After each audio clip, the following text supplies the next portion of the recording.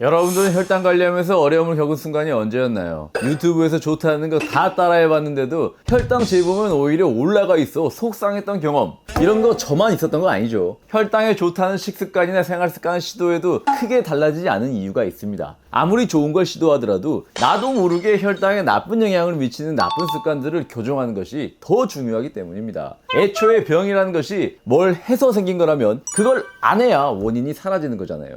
이런 식으로 생각해보신 분들 아마 없으실 겁니다. 그렇다면 해결책은 간단합니다. 나도 모르게 혈당에 나쁜 영향을 미치는 습관이 있는지 확인하는 겁니다. 그것만 고쳐도 오징어 약사처럼 혈당에 신경 쓰셔야 하는 분들이 더 이상 혈당 걱정하지 않고 편안하게 먹고 싶은 음식도 적당히 드시면서 점점 더 건강한 몸을 만들어 나갈 수 있을 것입니다. 그럼 바로 본론으로 들어가 보도록 하겠습니다. 저를 포함해서 당뇨인들은 보통 먹는 것으로 혈당을 조절하려 합니다. 일반적으로 음식이 혈당을 조절하는 가장 효과적인 방법이기 때문에 틀린 방법은 아니지만 똑같은 음식을 먹어도 혈당을 더 올리는 방식이 있고 덜 올리는 방식이 있다는 것 혹시 알고 계셨나요? 먹는 방법에 따라 혈당이 올라가는 속도가 크게 차이가 나기 때문에 제가 몇몇 영상에서도 팁으로 언급했던 적이 있습니다만 제가 언급한 적 없는 다른 방법들도 오늘 알려드리려고 합니다. 그리고 당뇨인들이 의외로 잘 몰랐던 이런 게 혈당을 올린다고 싶은 충격적인 습관도 있으니까요. 영상 끝까지 보시고 나한테 이런 습관이 없었는지 한번 체크해 보시기 바랍니다. 혈당을 올리는 습관, 그 첫 번째는 빨리 먹는 습관입니다. 한국인들의 평균 식사 시간은 매우 짧은 편입니다. 국내 대학 연구팀이 조사한 연구 결과 한국인 10명 중에 9명의 식사 시간이 15분을 넘지 않는 것으로 드러났습니다. 아마 이 영상 보시는 분들도 대부분 식사 시간 15분을 넘기고 있지 않을 것이기에 이 빨리 먹는 습관을 가장 먼저 소개해 드리는 겁니다. 식사 시간이 5분 이내인 사람들은 식사 시간이 15분 이상인 사람보다 당뇨병은 2배, 고지혈증은 1.8배, 비만의 위험은 3배, 당뇨의 가장 큰 원인 중 하나인 지방간 위험은 무려 23배나 높았습니다. 뿐만 아니라 우리의 식욕을 억제하는 렙틴이라는 호르몬은 식사를 시작한 지 최소 15분이 지났을 때부터 분비되기 시작합니다. 바꿔 말하면 식사를 시작하고 최소 15분을 넘기기 전까지는 이 식욕 억제 호르몬인 렙틴이 작용하지 않아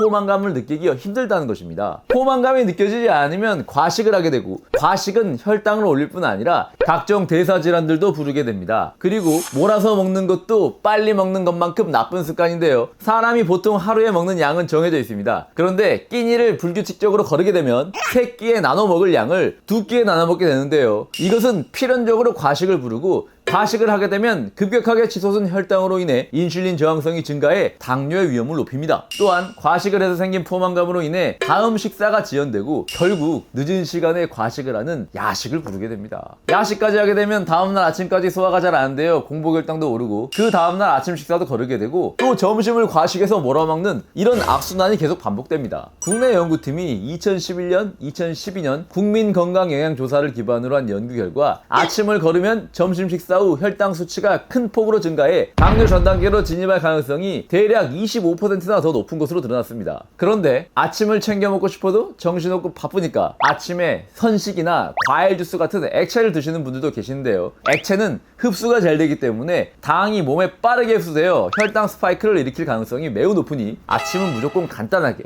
그리고 액체나 빵, 시리얼 대신 혈당을 느리게 올릴 수 있는 고체로 드시는 것을 추천드립니다. 정리하자면 식사 시간은 15분 이상, 매 끼니 균등한 양으로 일정 시간에 드시는 것이 좋습니다. 탄수화물을 드실 거면 흡수가 느리게 되게끔 식이섬유, 단백질, 탄수화물 순서대로 드시는 것 이거 잊지 마세요. 여기에 대해서는 제가 자세히 설명해드린 영상이 있으니 궁금하신 분들은 한번 보고 오시고요. 아침 식사로 뭘 먹어야 할지 모르겠다 하시는 분들은 그것도 제가 아침에 뭘 드시면 좋을지에 대한 영상 올린 적 있으니 참고해주세요. 혈당을 올리는 두 번째 습관은 불을 켜고 자는 습관입니다. 수면 습관이라고 해서 단순히 충분한 수면을 취해야 한다가 끝이 아닙니다. 저도 자기 전에 책을 보다 스탠드불을 켜고 자는 습관이 있어서 이건 정말 깜짝 놀랐는데요. 그냥 방에 불을 켜고 자는 것이 아니라 TV나 스마트폰을 틀어놓고 자는 것은 물론이고 스탠드불을 약하게 켜고 자는 것, 심지어는 창문 밖에서 가로등 불빛이 들어오는 것마저도 모두 혈당을 올릴 수도 있다는 사실, 이거 알고 계셨나요? 빛 같은 자극으로 인해 깊은 수면을 방해받으면 교감신경계의 흥분으로 인해 인슐린 저항성이 증가합니다. 증가합니다. 그리고 우리 몸에는 어두워지면 수면을 유도하는 멜라토닌이라는 호르몬이 있습니다. 멜라토닌은 단순한 수면을 돕는 것뿐 아니라 혈당 상승을 감지하고 인슐린을 분비하는 췌장 베타세포에 영향을 주어 혈당을 조절하는 데 도움을 준다는 인제대학교 부산 백병원 연구팀의 연구 결과도 있었습니다. 또한 이 호르몬은 밤에 수면을 돕는다는 특성상 빛에 노출되면 분비가 줄어드는데요. 문제는 이 멜라토닌이 아주 미량의 빛에도 반응한다는 것입니다. 멜라토닌 분비가 줄어들면 밤에 잠자는데 어려움 겪게 되어 수면 시간 줄어들게 되는데요. 수면이 부족하면 우리 몸이 피로를 회복하지 못해 스트레스 수치가 올라가고 스트레스 호르몬인 코티솔을 평소보다 많이 분비합니다. 코티솔의 혈중 농도가 높아지면 식욕이 증가하고 당 수치도 높아지며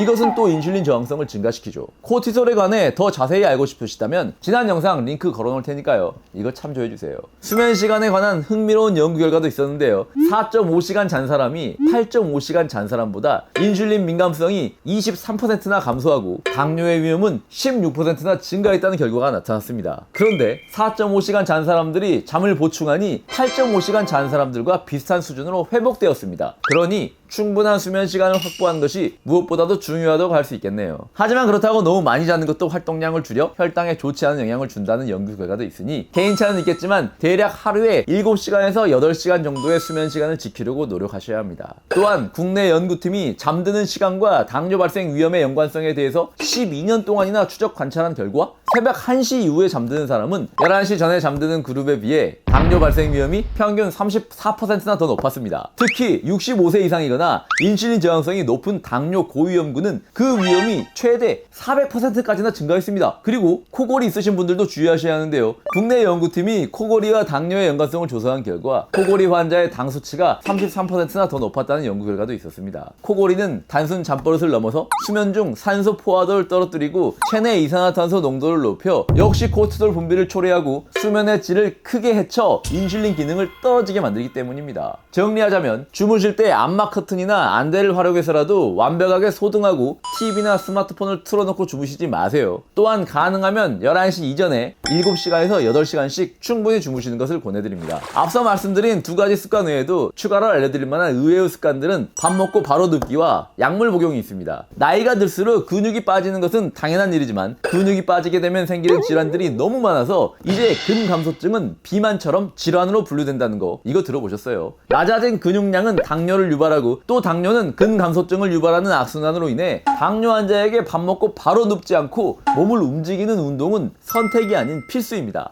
뿐만 아니라 정상 체중이라도 평소 운동량이 부족하면 당뇨 전 단계로 갈 위험이 상승한다는 연구 결과도 있으니까요. 집에서 숨쉬기 운동만 하지 마시고 지난번에 소개해드렸던 육개장 운동 이거 어려운 거 아니죠? 꼭 한번 실천해 보시고요. 개인마다 사정이 다르니 육개장 운동 실천하기 힘드신 분들은 가장 익은 운동이라도 해주세요. 이건 운동이라 부르기도 민망할 정도로 쉽지만 강력한 효과를 볼 수 있으니 운동 정말 싫어하시는 분들도 꼭 한번 따라해 보시기 바랍니다. 이외에도 약물 복용을 통해 혈당이 올라갈 수도 있습니다. 혈당 조절하시는 분들께서 주의하셔야 하는 약에는 어떤 것들이 있을까요? 설명드리기 전에 정답 먼저 알려드리고 시작하겠습니다. 그것은 바로 피임약 같은 호르몬제와 이뇨제 이 두 가지입니다. 이런 종류의 약제는 인슐린을 생성하는 췌장의 베타세포에 직접적인 손상을 주기도 하고요. 앞에서 말씀드린 식욕 억제 호르몬 렙틴의 분비 기능을 떨어뜨려 체중을 증가시켜 혈당을 상승시킬 수도 있습니다. 하지만 모두 그런다는 건 아니기에 혹시나 이 약물을 복용한 이후로 혈당 조절이 잘 안 된다면 한 번쯤 약 때문이 아닌지는 살펴볼 필요가 있겠습니다. 특히나 호르몬제와 이뇨제는 다른 목적으로 남용되기 쉬운 약이라 다이어트 같은 특수 목적으로 약을 사용하고 계신다면 다른 방법을 사용해 보시길 권해드립니다. 하지만 문제가 있어서 치료의 목적으로 처방받으신 분들은 이런 약들을 마음대로 끊으실 수는 없는 상황이잖아요. 이런 분들은 담당 의사 선생님과 충분히 상담하시고 혈당을 많이 올리지 않는 본인의 체질에 맞는 약을 찾아서 관리해 주시면 되겠습니다.